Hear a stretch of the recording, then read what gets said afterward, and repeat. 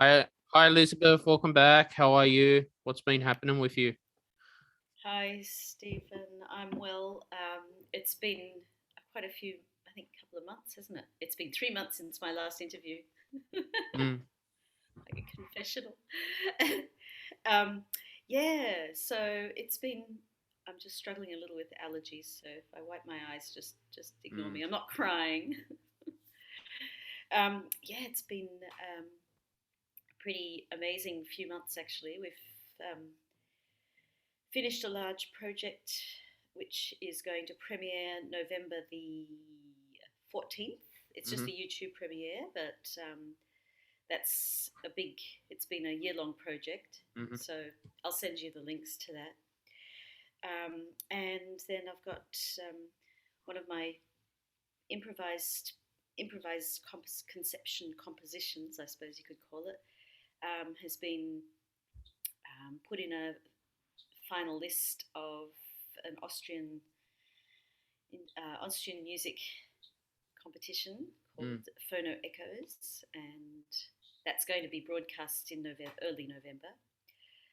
Um, so that's really cool. And then I just finished a large improvisation composition with a group called the Spontaneous Network of Improvising Musicians, and they do a combination of composition, improvisation in all their performances. Very, very fine ensemble, wonderful musicians.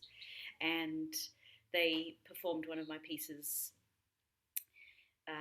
called Reside in, Resolve Out. And it was obviously to do with the pandemic. And yeah, and so that was really fantastic. That was a multimedia project that was finished last week. Um, so it's been actually a pretty exhausting time finishing all these projects and getting new ones ready, lined up. But that's Wow. been pretty good. Yeah. Yeah, we have a new premier in New South Wales. Gladys Berejiklian resigned. Yes, I heard about this. It's all very scandalous, but And then it's kind of boring, isn't it? That they had to that she had to resign. I mean, it's not very stable for the government, mm, is it? the new premier's Catholic, and the media's whinging about him being Catholic. Dominic Perrottet. He used to be the Yeah, MP for Epping. yeah, yeah, yeah. That's right. You know. But he's but I mean, yes, they're probably worried that he's not uh, right wing Christian enough, one of those, evangelical, Mm. um, one of those types. So, yeah, Mm. he's maybe, I don't Yeah, so that's what's been happening. I've got a subscription to Disney Plus. Been watching American Dad, The Simpsons as well. know. All Been right, watching. yeah, I love cool. the alien Roger in his personas. Yeah, That's been what I've been wonderful. doing. Just had my 2 week break. Came back. Keep on Uh huh. doing this show, and yeah, Yeah, and how is your composition going? yeah. I've sort of taken a break from that. Mm-hmm. Might be rescoring a clip soon to put on my YouTube channel. Mm-hmm. And yeah, that's what I've been Yes. looking for. And yeah, Well, it's as far as being creative, there are two. It seems like there are two approaches, and one is, well, it doesn't matter. I just do it no matter what, and something will come out of it. You just keep producing, producing, producing. And then the other side is like, well, if there's no reason to, there's no outcome, there's no outlet, there's nobody listening, there's nobody watching. Why then I shouldn't bother until something comes along. well, that's And exactly right. For this, for yeah, me, it's live streaming, Elizabeth, because I'm finding if I live stream my podcast, no one's turning up. I mean, we've got the Spotify green room now, yeah, and it's like I can live stream a podcast on an audio app on my phone. But I said this to Jason Stevenson. I said, Jason, if there's only one person watching my show on Twitch, what's the point? I might as well just do it pre-recorded. It's frustrating. yeah, yeah. It's absolutely. I mean, um, we have a little video that we did. We think it's fantastic music and a video accompanying it. And we think it's great. The music is fantastic, and we've shared it. It's a little tiny thing. We just shared it to people to say, "Hey, have a look at this." It's not even for sale. It's just a little thing that an experiment that we did, and yeah, we've had in the past. It's been up for 3 weeks, I think, 2 weeks or something, and it's had like I don't know 60 views on YouTube. Like, oh well. And it's just like everyone who knows us knows it's there. So even those people could have got in and looked. So even your friends abandon you. I think it's partly because things are there's so much is just saturation point, and it's just adding. When you add too much salt to water, there's just still left with the crystals. So yeah, pretty much we're just these little bits of crystal that just sit there and do nothing, because it's just overwhelming how much especially after everything's opening up all over the world after the pandemic. It's just like people are just exploding everywhere. But I will say that live music is really coming alive as far as an audience. There's a huge response to live. So maybe taking your interview out into a bush setting or something, and having people sit around and listen, or that is the plan. One day get a studio, but I don't mind Zoom actually. But yeah, looking to get creative with it as well. But that's just my frustrations, Elizabeth. It's like I put all this work in, and then no one wants to engage with it. It's like I'm working for nothing. Yep, that's the way. Do you get that too? Absolutely. I've just had it for more decades than you. You serious? Even before YouTube came around? Yeah. Is it? Yeah. Every aspect of the creative process that we do before it turns into something that people can experience, that part is thwarted because you're short of time. You always have to do other things or something. And then the real time that's meant, like you think of a movie, how much marketing goes into it. A lot for the marketing. And that's the real, like the dirge of the work. It's the dull stuff. That's it's the uncreative stuff. That's the systems and marketing statistics, and that's actually where the bulk of the effort needs to go in order for this one little thing to be that was creative and done in a hurry and done on a budget, and everything has to be presented in order to get it out there. The balance is completely wrong. It's like an inverse triangle of effectiveness. So what gets out is crap most of the time, and what gets hidden are these wonderful little things that you just find, or word of mouth, or in a live concert, a live performance, or at an art gallery where you actually go to see, the living artists talking about their art, or at a dance, a theatre or something. But a lot of stuff is getting buried, and if you look at it throughout history, that's been happening anyway. There's an exhibition in Australia. I can't remember which gallery, but this is recent history too. It's John Olsen's former wife. I mean, she's dead now, but when they were together, she had a great influence on his art, and he's one of Australia's greatest artists. And there's a whole exhibition of her work, and you can see her thinking in her art, and how you can just see it, how she was probably influential in the way that he used his lines.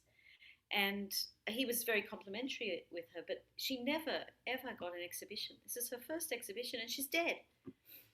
So it's like, how can this be? Australia's so small. She would have been. She was well known in her circles, in her circles of friends, and obviously she was well known as his star rose. but she was neglected, and it's not necessarily all because she's a woman or all because she's a partner of a famous artist, so she had to take second fiddle. It's not just that; it's also partly the media, and possibly her own desires not to be overexposed. Mm-hmm. But this is just like, and now she's because she's not alive, her children are pushing her out Mm. and giving her the time of day. I bet like $100 million that they're putting more marketing and more money into the marketing of this exhibition than she ever would have earned from any of the art if Mm. she had sold it or when she did sell it. I'm just like, it's almost a guarantee. And then Yes. you get so much exposure for things that have already been overexposed, and people are learning at university in their business schools and marketing courses how to repackage. Mm. And it's not good enough just to present something like a Van Gogh exhibition or a Modigliani exhibition or a Billy Joel concert or whatever. It's not good enough to do. You have to repackage it. You have to show it in a new light, as if the old light isn't good enough. Mm. And that's also stopping people like burgeoning people or burgeoning artists or people who are experimental or people, perfect examples sitting right here, um, you and I, and there's no scope for us because we can't be packaged. We don't have the marketing tools to be packaged in the same way. And we can't be repackaged yet because we're not famous enough to kind of get a revamp or a retrospective or a new improved kind of thing, experience. So for an audience, they haven't even experienced it the first time. This is also linked in, I think, to something that the Frank Zappa said once. He's like, oh well, every era looks back on itself with more recent history, and it's almost like it's going to be death by nostalgia. So Mm. every day with like Instagram, people saying, "Oh, look at what I did yesterday." Now it's look what I'm doing now, and it's already a memory the moment they take the photo and tell you about their new puppy or Yeah. their hot dog or something. Because I'm trying to think, Elizabeth, if my company Shields Productions is not making me money, then it's just a hobby. Well, this is technically what we call, but then why label it?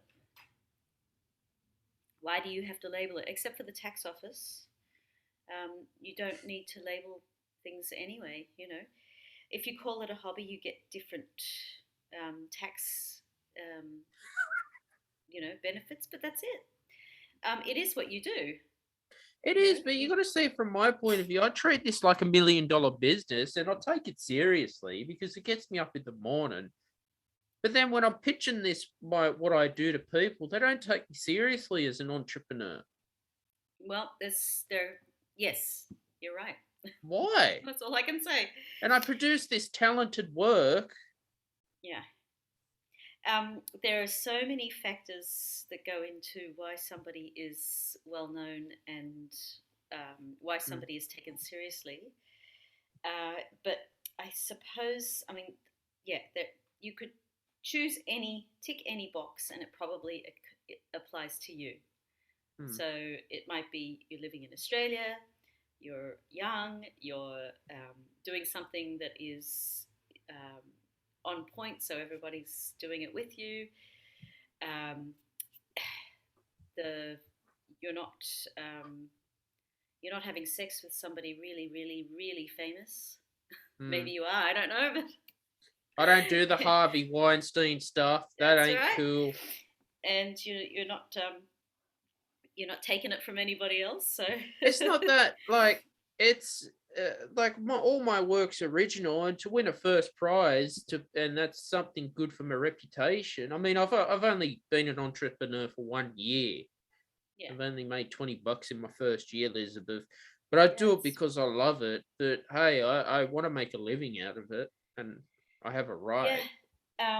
The we had business called Tight and Chunky Compositions Nice. for about. Did you trademark? No, we didn't quite get that far, but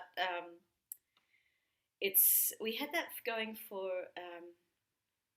I was going for I think 15 years. Yeah, that's a long And time. the first year because we marketed it, it was very good advice we got to take everything we do and put it under one umbrella rather than splitting it up into different things. So we, instead of doing, we didn't teach and compose and do this. We were doing providers of training and providers of training, music, art, and text compositions. So what that meant was we could train and we can provide a product and a service all in one thing. And that meant that if one of those areas, like for instance, say 1 month or 2 months or something, there were no composition commissions coming in, which is kind of normal. Or for instance, if we were teaching or private or training, as we called it, and the schools were on holidays for 8 weeks, there's no money coming in. We were able to shift it around like that and to shape it into a thing. And after a few years, it was only about maybe 1 year for us, but we were including everything in what we did. There was no sense that if we go to Paris to go and see an exhibition or a concert, or if we do a charity gig in the local town, or if I put on an art exhibition, or if we put on a student concert, all the expenses, the whole activity was under that umbrella because of how we structured it. So if you're doing your podcast or your radio show, or if you can have it all under one thing and incorporate that with all your activities, because obviously if you're calling this a hobby, then maybe what are your other things that you're doing? They need to kind of feed into that. And for us, anything we did that was, for instance, in the teaching or the pedagogical or educational realm, all that was about inviting people in, both the students and whoever was attached to their students, if they were young students, and inviting them into our world of creativity. So they weren't just coming in and having a lesson on clarinet or composition or guitar or something. They were actually coming into a space where there was art everywhere, where they would be engaged with. We asked them to give their ideas on what they could see or hear in the lesson. It wasn't just learn your scales and do the ABB thing. It was, and everyone understood that that's how they were going to be taught. Even from a very early age, even from like 10-year-old children, they knew when they come into the tight and chunky realm, it's a multidisciplinary, multimedia experience, and they don't necessarily know which direction or which emphasis it's going to be. And I think that was that way of embracing. So it could be your teaching, but it could also be your marketing. The way you market, you have to find a way that it's actually creative as for you. It doesn't have to be creative for anybody else, but for you. In the future, I'm looking at getting a CEO for Shields Productions, and I'll be stepping down. Yeah, but you have to make it attractive enough, don't you? I will. Like, I'm not using any paid advertising for this, by the way. This is all done organic, the old school way. Like, I even go and put business cards in people's letter boxes. Maybe the other thing that somebody suggested to me was just to get an arts manager to take care of a few things. I'm looking at an agent soon. Yeah. So yes. Yeah. Because I think if you're doing something, I mean, right now, if I were kind of really wanting to market something in a powerful way, and my life depended on it, because that was my choice of, earning income, right now I don't have to worry about that. Yeah, I would probably be looking into getting a marketing manager or something. If I were, for instance, if I wanted to do, I can't, I don't even want to, but if I wanted to do, say, 8 exhibitions a year, I would have to have a manager to help me with because each exhibition is it's a whole kind of world of contracts and discussions and everyone is different. But since I don't do exhibitions every month or even every couple of months, it's maybe at the moment it's been nothing since the corona, only online ones, which are not really. That's not an exhibition in that sense. What's your opinion on NFTs, selling artwork as NFTs with cryptocurrency? I've been hearing a lot lately. Yeah. If you can find me someone who will manage that for me, I'll do it. I tried to open a crypto wallet, but I had a hard time with it. Yeah, I don't it's know not how. easy. The thing is, you have to pay to even apply. You have to pay to even submit one of your works. Yeah. So somebody's earning a lot of money by people flooding the NFT market with submissions, and you have to pay for every single submission, and then somebody's just getting a lot of money for rejecting. So Well, I would say there are some where it's not, but you got to pay to have a minimum balance in your crypto wallet. I tried it, but it was just too hard for me. To me, I think the way with the NFT would be to form a collective and have of small people, maybe about 6 people that you trust. Just turning my heat down because it's really getting warm now. And forming a collective of maybe 6 people that you trust and working on NFT activity in that way. So you all pitch in maybe, I don't know, whatever X amount of bitcoins or whatever they're using now, and then just start working together to formulate something.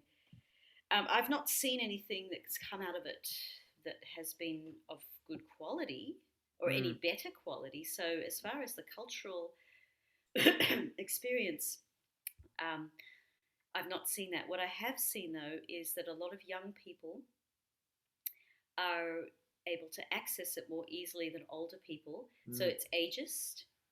A lot of men have been able to access it more than women, so that's sexist. A lot of white people and a lot of European or first world people are getting more involved than developing countries. That's discrimination. There's also the people who are buying are also a very narrow group of people.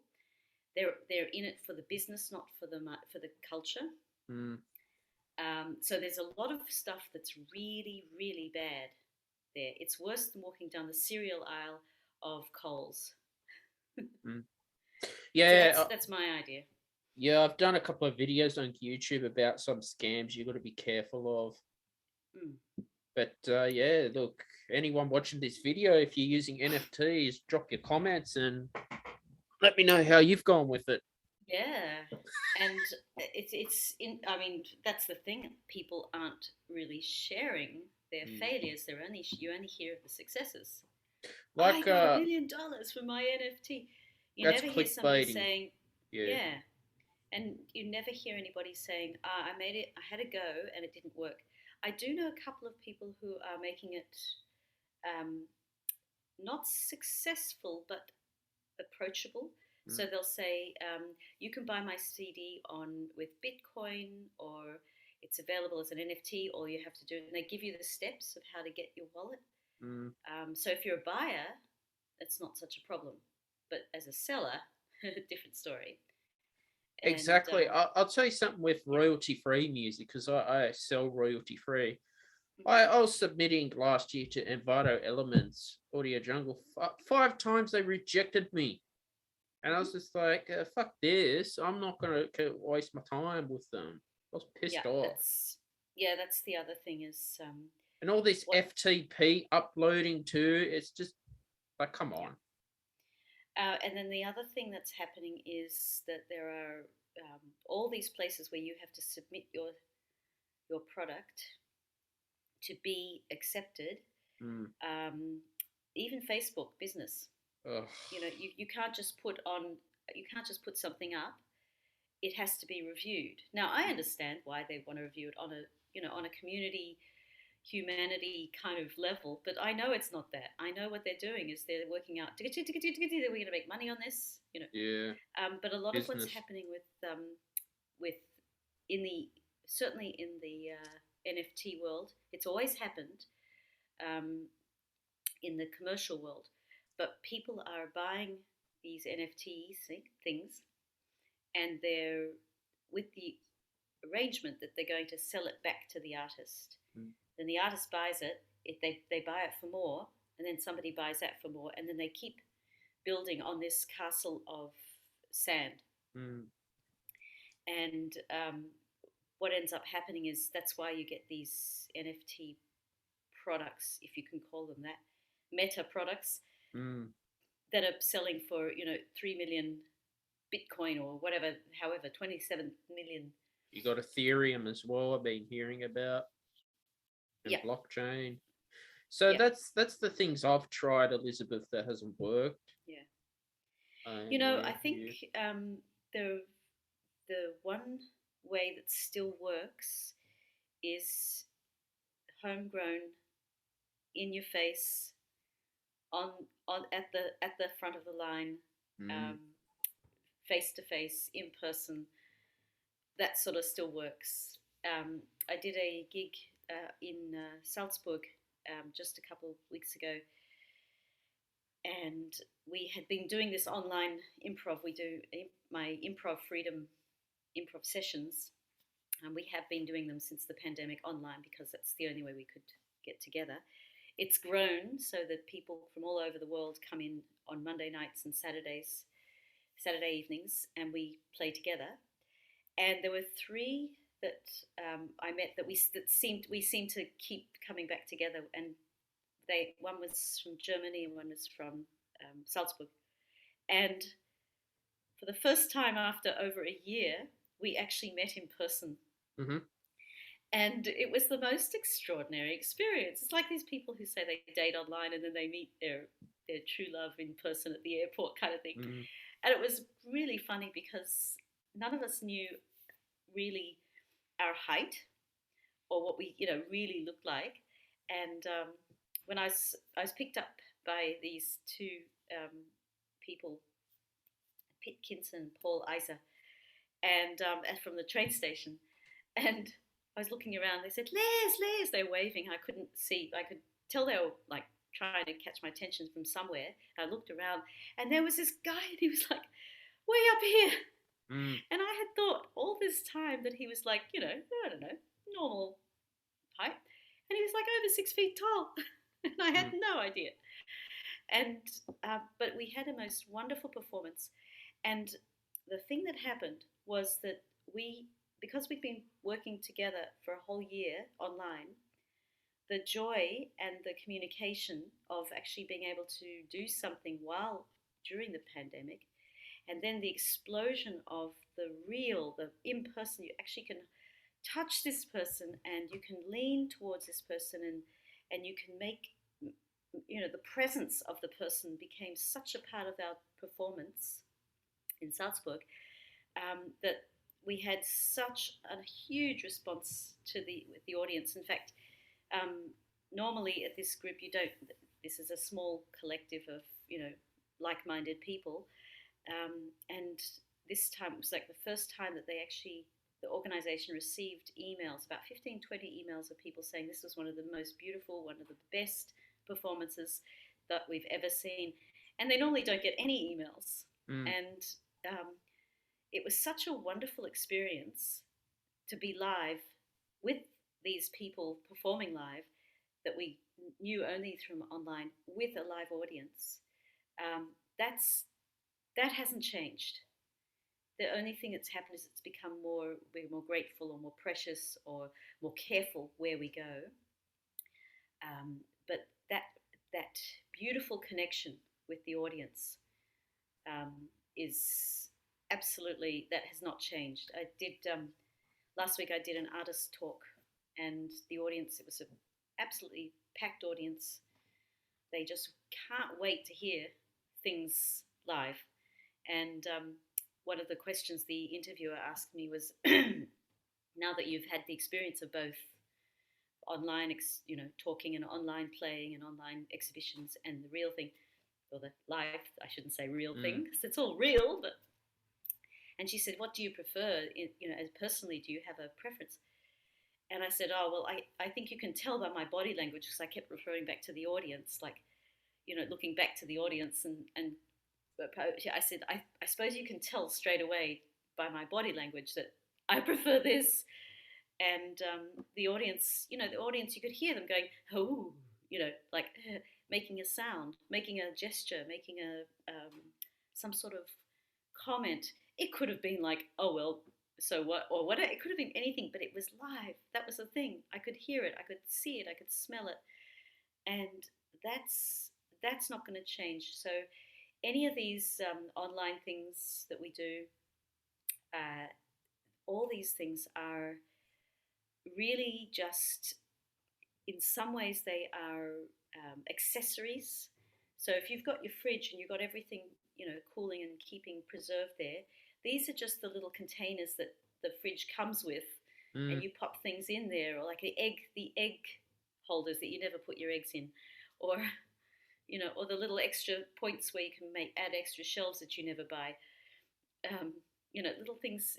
It's just, it's not the thing that's going to excite other people. And that's what you want. You want people to get excited about your story. And that's the part where there's no marketing for that. Have you heard about this dog?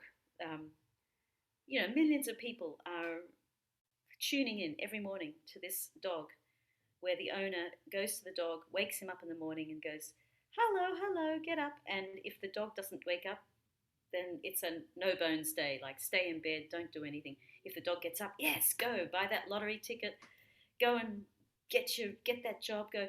And millions of people are watching to see whether the dog is predicting their day online. I mean, that is nuts. And yet you can understand it. You can sort of understand. It's just, it's reaching something in people that you can't. His story is reaching people somehow. And I mean, I think it's ridiculous and waste of time and stupid, but at the same time, I think it's funny. I understand the humor of it, the tongue-in-cheek of it. And then a deeper irony as it progresses into something, where you're going to have dog merch and maybe a dog video and all this sort of thing. I opened up my merchandise store on Redbubble, trialing out some the Stephen Shields radio show merchandise. So I started my Patreon page too. So I'll see how that goes. Yeah, and the other thing is you just have to dip into everything until you find what works for you. I've also got a Redbubble account with my artwork, and people can buy, with those you can buy all sorts of different types of clothing with the patterns and whatever you choose, which it's really quite versatile, and the quality is good. I've got one with Fine Art America, which is just my original artwork and good quality prints. I've got a Buy Me a Coffee account. Me too. And that's actually been good. I've got one section where it's just one of those, what they call extras. I can offer people a small work of art on a budget price. And that's been quite good. You can also, obviously with Buy Me Coffee, you can just ask people to donate. So a couple of times that's happened. It's quite a nice little feature. Did you know that sometimes the company itself offers promotional kind of incentives. So if you produce a tiny little video about your buy me a coffee experience or something, they'll pay you money in coffee. Well, So there's little things like that. I've made money back on Webtalk. You know, I'm always talking about Webtalk. Made about $5 back, so I'm happy that I can get paid, monetized on social media. Yeah, it's all possible. It's all there. My sister is doing a lot. Ilse Desire, she's doing a huge amount, big push online, and hers is starting to really pay off. She's been doing it for many years though, and she offers a range of things similar to what I was describing before, with the training, workshops, product, compositions, and CDs, and all sorts of things that are associated with her creative output.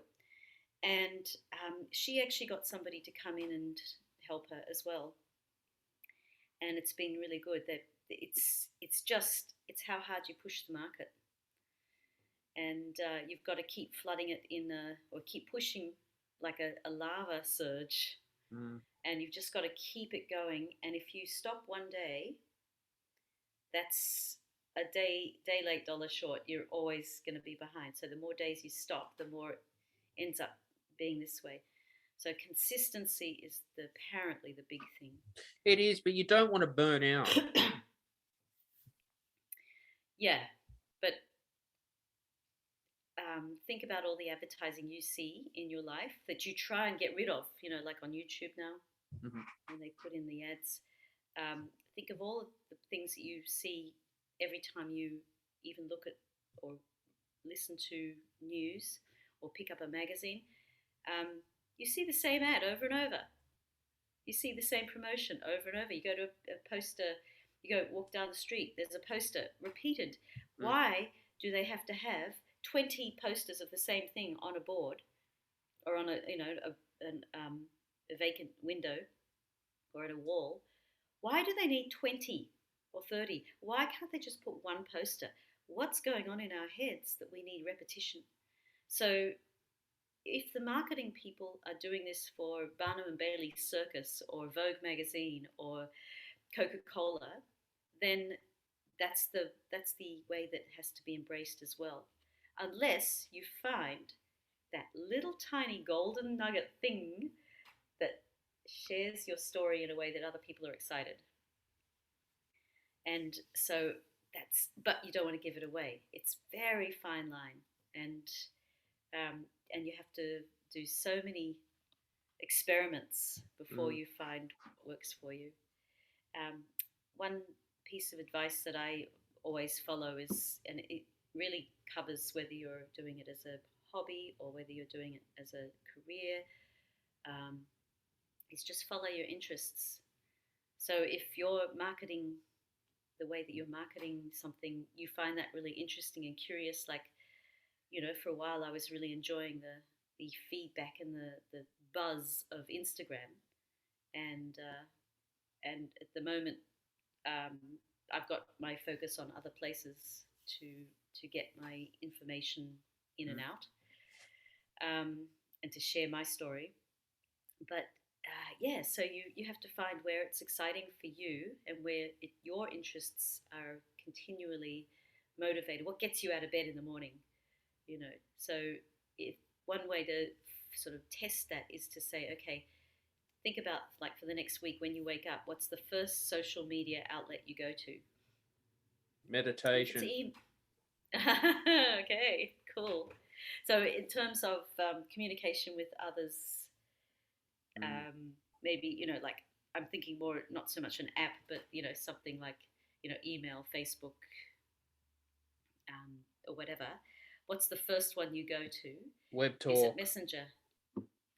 Yeah, so that's whatever you go to first is what's first in your mind. Maybe like-minded people are doing the same thing. Well, I got Insight Timer app, meditation app, so that's got a small community. I like small communities better. I really They do. could that could be a way to link in as well. But you just have to work out what works best for The thing is what works best for too, you. uh, information overload. I've noticed. It tends to frustrate me because there's so many apps for everything out there. So Yeah, much to process now with audio apps and paying monthly subscription. yeah. There's a lot out there, a lot out there, and then there are apps to organize your apps. Mm. I got a goal setting app. I started investing in the stock market now Ah, well, that's and good. That'll Bitcoin. get you going. Hmm. I think the one place that could be really lucrative right now is the what was it? I heard this only this morning.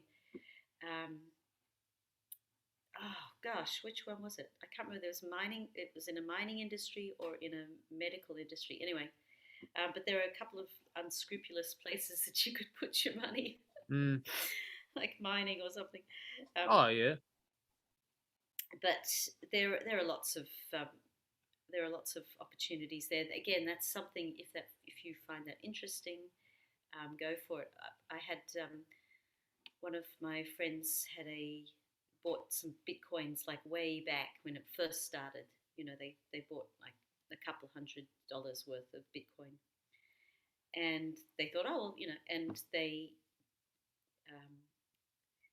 they said, oh, I'll just let it sit there, and now it's worth a couple $1,000s Mm. in real time, and that was like 5 years ago or something. So it's like that's a huge. Imagine if you'd put in, 100,000, you'd have 500,000. Mm. I think I've done the maths right. But that's you can't know that. You can't know any of the things. I think the big thing is to follow your interests. Hmm. Follow your mosquito. Yeah, that's a big problem. The weather's warming up. No, but yeah, like I've been reading Think and Grow Rich for the third time, Elizabeth, from Napoleon Hill. Really studying the book, and yeah, trial and error. Yeah, yeah. It is. It's not an easy thing, but I mean, the places to make money are where money is made. So Mm. art is not the art industry, or even if it's called an industry, doesn't make it even any better. The place to go is to retrain in the finance area and yeah, get your MBA and sit in a company and work 9 to 5. And then do your thing. I mean, that's always an option. It's always an option to But that's not me. sideline your work. Nah, it's all good. It's not the end of the world, because if you think about people throughout history, look at Charles Ives. Mm. I mean, he was an accountant, wasn't he? I think an accountant all his life. And what an extraordinary output of incredibly beautiful, wonderful, innovative, thoughtful music that didn't pander to an audience. He didn't market it, and he was still able to do the thing. And he didn't get a lot of outcome until very, very late in his life that he actually heard things. But still, he was able to do this. And sometimes the the there's a barrier to doing something because of the fear of the outcome not going in the direction you want it to go. But remember, when you put something out there, like if you put this interview out there or you put your composition out there, you have no control as to what direction it will take. Mm. And even a blockbuster movie is a gamble in that way. They can put all the marketing and do all the market research and throw all the statistics at it and do all the tried and true things, try a few experiments. No one really knows whether something's going to flop or not. And some things are so big that we don't know when they flop. Like Xanadu is a good example of absolute rubbish movie. But if you've seen it, it's better than a lot of things that are coming out now. I mean, it was just such a flop when it happened. That was just one example that just came to my head. And there's a lot of rubbish out there. But then who would have known that Priscilla, Queen of the Desert would have been one of the most well-known Australian movies? I mean, I understand Crocodile Dundee as being one, but Priscilla, Queen of the Desert, I mean, how on earth is that? You know, it's a good movie, but how could that be so amazingly like it's as well known almost as Jaws or Star Wars or something. Well, Jaws is an old movie anyway. I studied Jaws. No, it's not that. I don't have fear of success, Elizabeth. It just frustrates me that people don't take me seriously. Yeah. Well. I don't know why. Well, maybe you've missed your calling and you should be a comedian if they don't take you seriously. I got the podcast for comedy. No, I try to set up all multiple revenue streams, like I've got the podcast, YouTube, composition. What else? Stock market investing. No, look, I'm happy to have a roof over my head. I got nothing to lose. Yeah. Well, I think one thing that maybe you can, now that you've got a body of interviews and you've got an archive now, you might be able to use your experience that you've been develop your experience that you've had in doing these, and look back at your early interviews, see how you've developed. And you might be able to, because your interviewing style, not this is really an interview, but your chat style is unique. So maybe there's something in that you can position yourself in a place that's maybe not necessarily in the music realm, but maybe it's outside. Maybe it's in a slightly different realm of the entrepreneurial realm or the personal development realm. I mean, I look at Joe Rogan's show too. Yeah. I mean, he was a comedian, UFC, Fear Factor, and he sold his show for $100 million to Spotify, and he's done like 1,000 episodes. Yeah. No, I think the Stephen Shields radio show will go a long way because I have a vision for it. There's been some awful episodes, but look, every episode you just get better and better and better. Yeah, exactly. And I mean, some people, I did it, like I was telling you about the artist talk. I was with another artist. We were both having the talk, and the interviewer, she understood me. She had researched my work. She asked me questions that were like, "Oh yes, please, I want to answer that. I can't wait." And she had researched the other artist, but she didn't get it. It didn't make sense. It didn't quite connect. So every question that she shot at the other artist was saying, "No, that's not it at all." Every single question didn't match her, whatever was she was. But for me, every single one did, and we were talking at the end after the interview, and it was live, so it was a bit awkward. So the interview's like, "Okay, well, next question." But with me, it flowed and it was easy because she got me. But also, even if she hadn't got me, I was listening obviously to the questions that the other artist was receiving, and there's a way to respond to a question that doesn't have to be blocking or making corrections. A question is not something that has to be answered in a certain way. It creates a context. So to me, opening up any area of questioning can be something that you can explore. And a lot of people within interviews and within sort of public realm or talking online, they start formulating their answer before they've actually received the question or the end of the question. And they're missing out on the juice of what it is to be a responder or to be in a response flow. And so I think that's what's something I think with I mean, certainly with your style is you let people ramble on like me, Mm. but also you allow them the space to get to that point, even if it takes a long time to get there. You're allowing them to have that space, and that's quite rare. And so maybe there's an area where you can explore how you do these things. And let's face it, who doesn't love sharing their ideas and talking Exactly. about You got to talking share. about themselves? You got to share your ideas. I never like my first radio interview was my track Judas last year on a Mm-hmm. community station. I published it on my podcast. It's really good. That was pretty good. Yeah, Yeah. yeah. So I mean, yeah, that's the other thing is community radio is can be good. It's changed in Australia though, hasn't it? Mm. The whole vibe of community radio used to be very much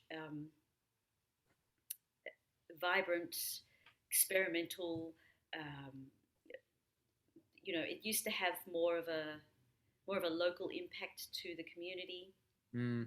Now there's so much syndication that ends up being a franchise of something larger. And what's happened to the ABC, I don't know if you've noticed, but the quality of not the very top. They've always had really good interviews and really good reporters at the very top, but that point where they're on site interviewing or on site journalism, like at bushfires or crisis or parliament or wherever or overseas, the quality of the journalism has just dropped. And I know it's not because the journalists themselves are dumber or more stupid or more ignorant or um, less educated. I know it's not just, it could be that, but it's not just that. It's from the top down, the, um, the top level has said, please make all the rest of the news more like commercial news, more like Channel 7 or 9 or 10 or whatever. Make it more commercial and make it dumber and more basic because then we'll attract a larger body of people. That's what I hate about journalism and newspapers Yeah, too. A yeah. lot of bullshit So I'm out really there. sad that it's happened with the ABC because to me, and sometimes in my life, the ABC has been, well, it's been a source of income at some points because we've been commissioned by the Mm. ABC and performances by the ABC. All throughout my life in Australia, it was I had a very close connection to it. My local radio station, when we lived in Tamworth, I would go on regularly to talk about art and music, mostly music, at the local radio station there. And it was absolutely, there's no way you could do that now. It's just, it just, they won't allow repeat performances of things Yeah. when it's live. It's the flexibility is gone. And I knew it was going, and I'll tell you the exact time. I can tell you exactly. I can't tell you the year exactly, but I can tell you the moment. One of the programmers on an ABC station complained that people were using the word expert, Oh god. Political and correctness. That's what it's yeah, become. that was the moment I went, okay, everything is down. But that was well after the moment I knew that university was starting to go in terms of opportunities you can get from it, Mm. as a teacher, or as a professor, as a even as a student. The moment the at the when I was teaching at the VCA, um, it was probably around 1995, Yeah. and we had a huge staff meeting of all disciplines, so it was everybody there, and they said from now on, it's not a student, it's a client. And I went, and you could feel everybody going, oh, you've just killed us. You've just killed the whole concept of a college of arts. You've just killed the concept of further learning. You've just killed the concept of exploration. You've just killed the concept of fail better, the Mm. Samuel Beckett kind of approach to doing things, to learn. because they're a client. What does a client do? A client pays for a service, and the customer is always right.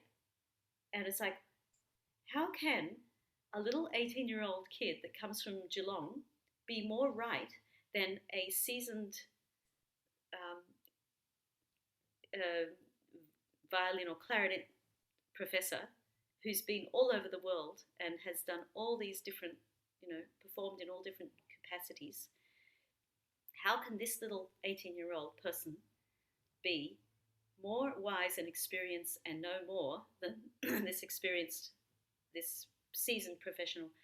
It just doesn't make sense. And yet, structurally, that person had more power to execute whatever they wanted. So if they, for instance, failed an exam, they could contend it because, it was my personal expression to make those squeaks and squawks. No, Weber doesn't have it, but that was my interpretation. No, Weber doesn't have squeaks and squawks. Some other pieces do, but not Weber. Yeah, scary. So I think we're in a very difficult. The ABC say that they're not Labor or Liberal focused, but they're more Labor focused. I mean, I was watching SBS. I think it was 2 nights ago. They had a talk show on narcissism, and this is just depressing stuff. It's just like I can't be bothered watching this shit. Well, again, a lot of news outlets, and entertainment ones like the ABC, which it does everything. Yeah. You have to be skeptical. You've got no choice if you want to find some truth in things, or you want to find what's actually happening. You've got to go to multiple news sources and original sources and primary sources, and you also have to think. Like sometimes things are given to you, information's given to you, and you just absorb it because we're well trained to do that now with social media and everything. And people don't actually stop and think. And like for instance, right now we have this is a good example.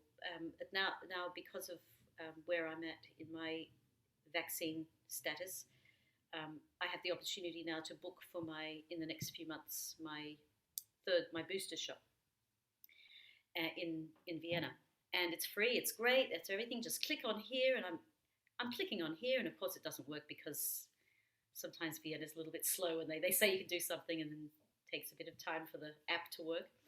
But the thing is, I didn't even think about it. I've already decided what I'm going to do. Of course, I'll get the booster. So I didn't even think, hang on, maybe I should wait and see what other people. No, I know. I already know. Now, if I'm that clear, yes, I've done a lot of research to know, and I've talked to people, and I've watched what's happened as the vaccine unfolds. But there are people who are equally in the opposite, who will say, no, I don't need it. I'm not even going to look at that. I don't need a vaccine. I don't even need the vaccine. Why should I get it? I'm young, I'm healthy. And they're already in that.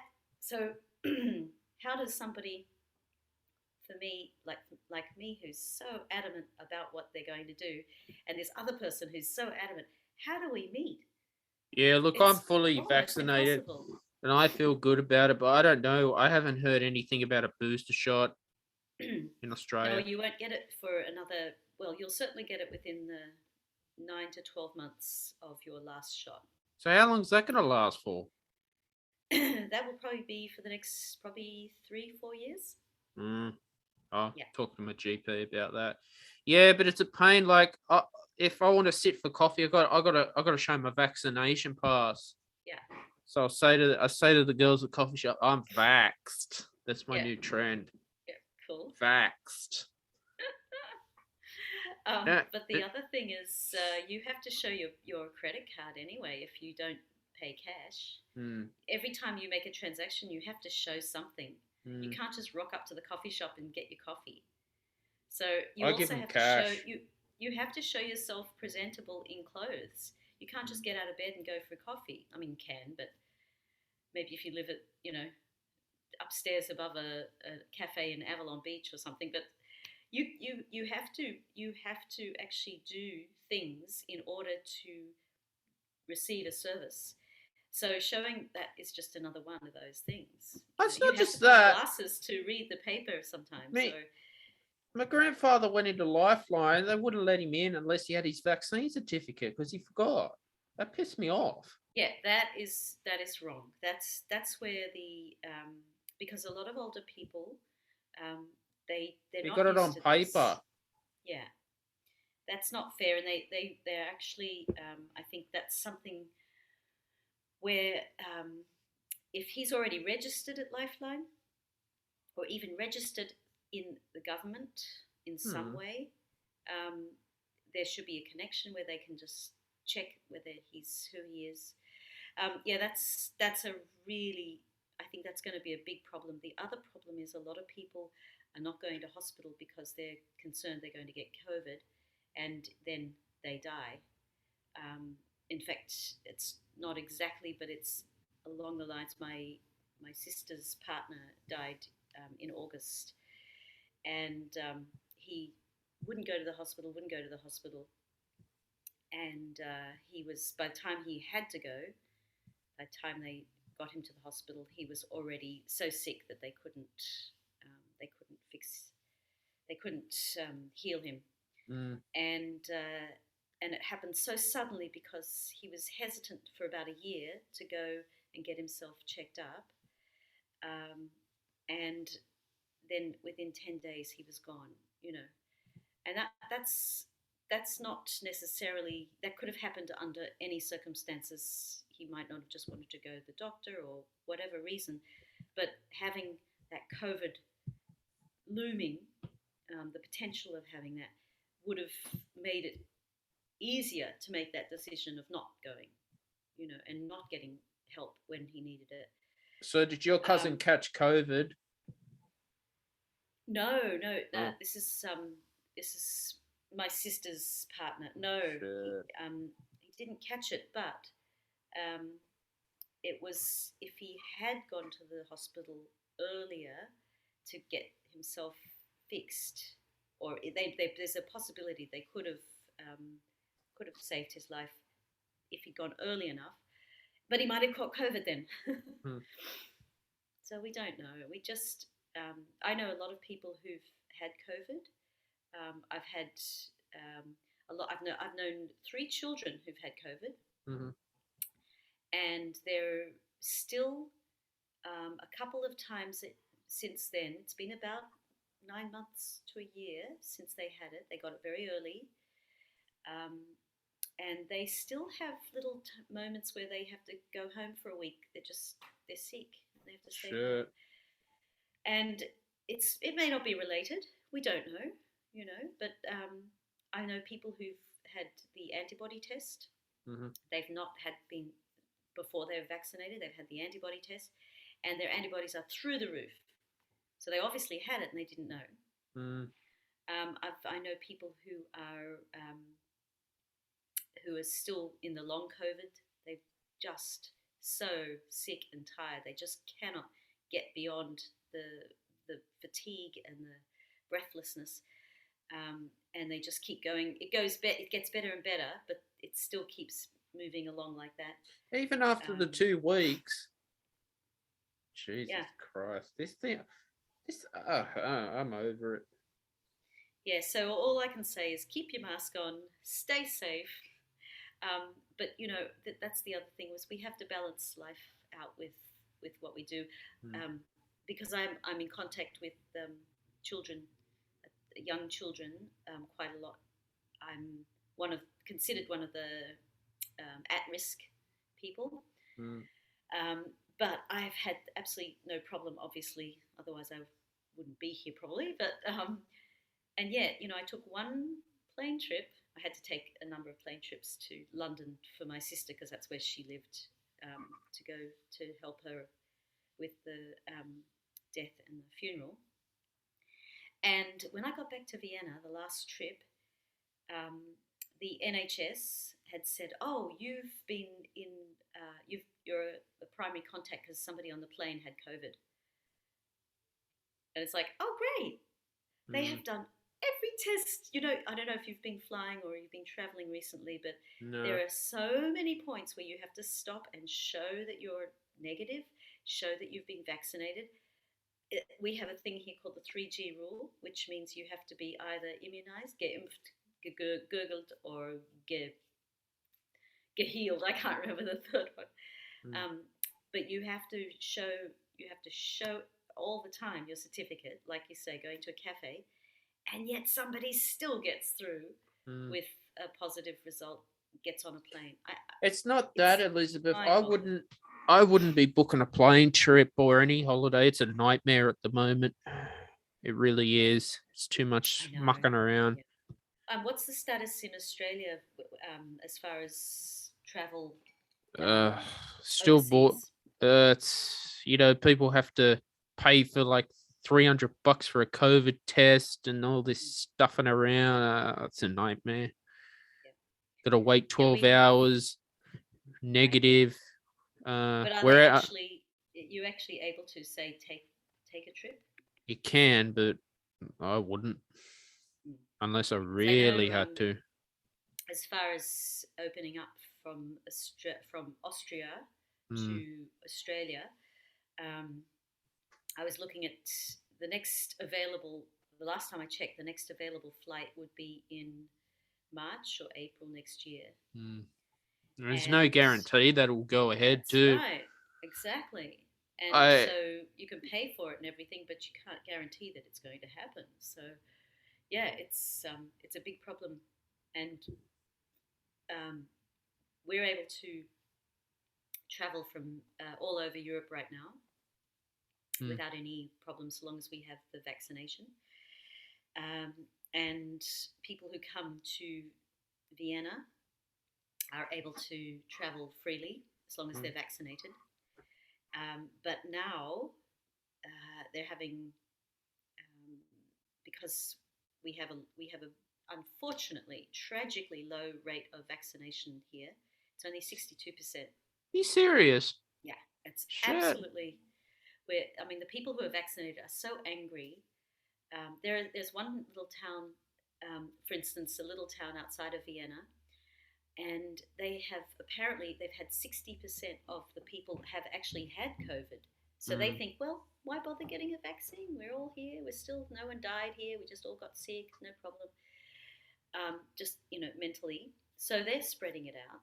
We had 3,000 cases yesterday. Are you in a lockdown? No, we're not. We're only in restrictions. Everything's Still. pretty much open. Yeah, but we Uh, have to wear restrictions in the sense we have to wear a mask. We're restricted to how many people in an audience. Um, uh, yeah, restaurants have to have a certain distance between tables. But no, it doesn't. It doesn't affect people's lives too much right now, and we're able to travel all over the place. So they don't. I mean, when you if I travel to another city, like I'm going to Graz next week or the week after, don't even have to show a vaccination pass. yeah, Just get on the bus, get on the train, go. that's so cool. But Um, yeah. Thanks for coming on. I would rather show it because it means that everyone else has to show it, and that means that there's going to be less likelihood of people having it on the train. But yeah, double masking is the way to go. Yeah, thanks for coming on today's podcast too, Elizabeth. Oh, it's been a pleasure. Yeah, thank you. It's been a while too. It has. Awesome.